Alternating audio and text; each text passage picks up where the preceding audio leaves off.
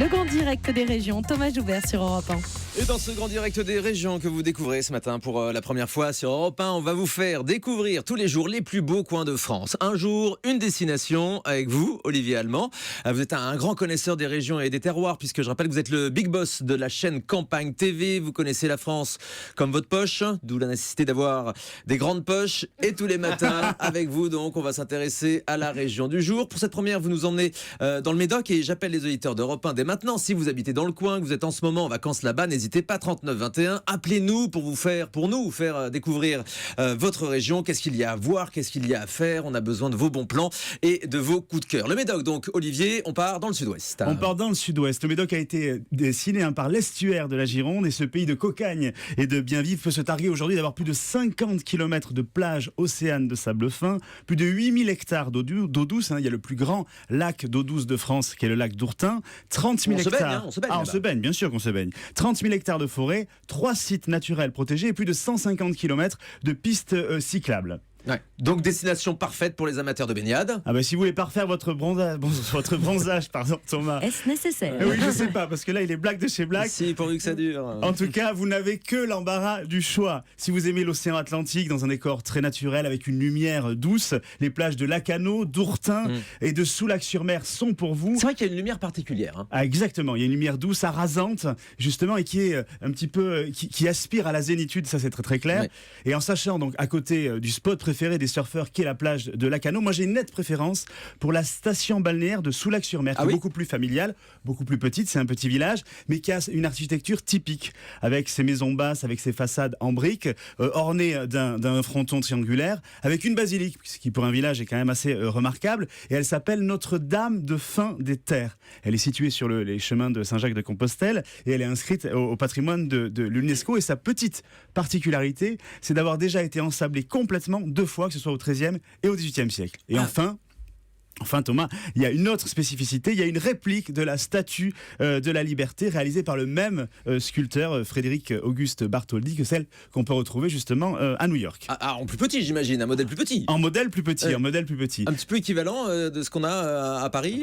Exactement, aussi, sur le pont Alexandre III. Oui, face à la maison de la radio à Paris, effectivement. Et donc si vous voulez voir une réplique de la statue de la Liberté, si vous n'avez pas forcément la possibilité d'aller à New York, direction donc le Médoc. Le petit village de Soulac-sur-Mer, et là aussi, il y a un autre monument que vous pouvez pas rater si vous posez votre serviette sur une des 4 plages de Soulac-sur-Mer, c'est le phare de Cordouan, qui est un géant de 66 mètres construit sur un rocher. Il est vraiment posé sur le rocher et c'est le plus ancien phare de France encore en activité.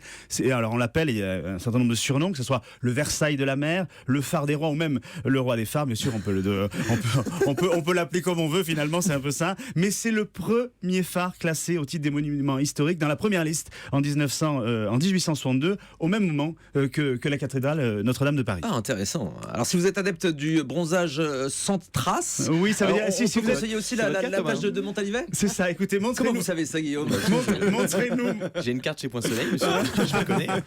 Je sais pas. Est-ce qu'il va nous montrer s'il a une trace de maillot ou pas? Mais en tout cas, c'est vrai que là aussi, le Médoc est l'une des premières destinations naturistes de France. Et là, direction la plage de Montalivet ou la plage du Porche. C'est les destinations qui feront là votre bonheur. Vous voyez, Thomas, vous n'avez que l'embarras du choix. Qui fait du naturisme autour de cette table, Anissa? Ah, pas du tout. Vous avez jamais essayé? Je suis très trace de maillot, moi. Je trouve ça très tendance. Olivier? Non, moi aussi, je suis trace de maillot. Guillaume? Moi, j'en fais, mais chez moi. C'est bien aussi. Et c'est pour ça qu'il est tout blanc. Et Anne Cazobon, en Bretagne, vous avez monté son maillot? Non, je me baigne en col roulé, moi. Très bien, très bien. Et vous, Thomas? Elle a un body short. Oui, parce que Thomas, c'est ça. On va enchaîner. Donc, on connaît la réponse. Oui, mais sur des plages où il n'y a pas grand monde. Oui, la j'ai eu prochaine la fois. chance de partir cet été. On enverra des paparazzis. On a vu les photos. On a vu ça. Bon, si on veut rester proche de l'océan, Olivier, j'espère que vous nous avez trouvé un hébergement original sur place. Mais c'est un peu ça, le but en tout cas de cette chronique, c'est de vous trouver tous les jours un hébergement original. Et là, pour cette première, je vous propose de passer votre nuit en typique tipi indien, parce que près d'Ourtin, justement, près d'Ourtin, il y a un passionné d'indiens et de cow-boys, Arnaud Pérou, qui a installé un village western il y a une vingtaine d'années. Je crois d'ailleurs que nous l'avons en ligne, Arnaud Pérou. Bonjour. Oui, on est effectivement en direct avec Arnaud Pérou. Bonjour. Oui, bonjour à tous. Vous êtes le fondateur de ce village western qui se trouve dans le Médoc. C'est quoi la conception de votre site? Mais écoutez, la conception est relativement simple. À la base, vous savez, c'est un concept que j'ai pu récupérer aux États-Unis. C'est un concept qu'on appelle un ranch resort, en fait. ranch resort. à savoir. Exact, voilà, c'est quelque chose qu'on n'entend pas forcément encore trop parler. Cela correspond, si vous voulez, à un établissement, comme les Américains les appellent les ranchs, une grande activité très familiale, très proche de grandes valeurs morales et autres. Et resort à côté, puisque vous avez tout un tas d'activités, de l'hébergement spécifique, typique notamment, puisque vous parliez des tipis à l'instant. Et ça veut dire qu'il y a aussi des activités d'équitation avec des chevaux, j'imagine? Oui, tout à fait.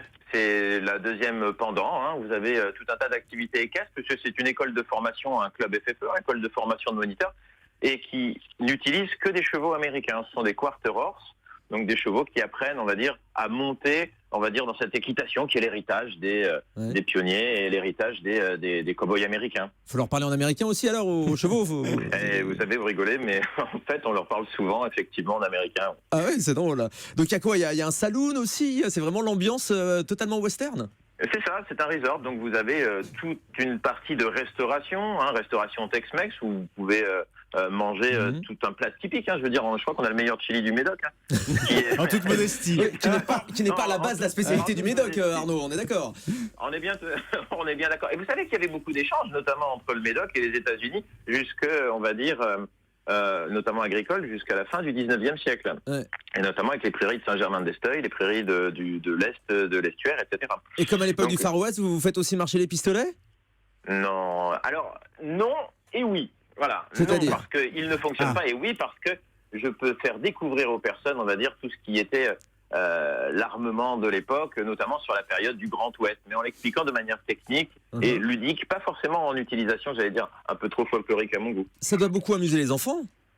Les enfants et les grands surtout, qui aiment bien regarder, j'allais dire, toutes ces armes, notamment si je ne parle que de cette activité-là, mais qui aiment bien regarder les armes parce que, d'une certaine manière, elles les fascinent un petit peu. Mais ils sont autant attirés par leur paillage, on recherche des paillettes d'or dans la rivière qui se trouve au fond de l'établissement. Ah, génial.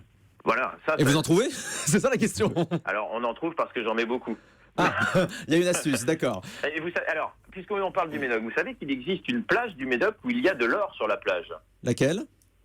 C'est la plage de l'Amélie.